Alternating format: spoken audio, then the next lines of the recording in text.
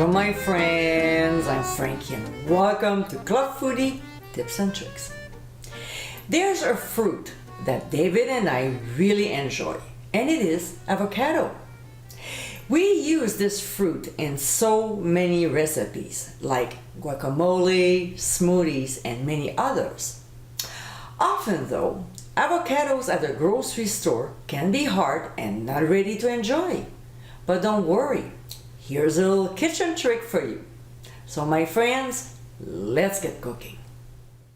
So here we have a hard unripe avocado, a banana, and a paper bag.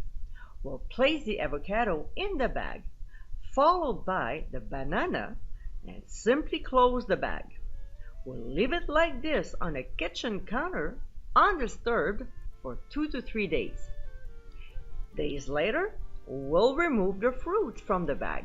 And this is how our avocado should be. Ripe and just soft enough to easily handle for any recipe. As you saw in this video, this trick will speed up the ripening process so you can eat this fruit quicker. I hope you enjoyed tips and tricks of the day, and for many more, including recipes, visit clubfoodie.com.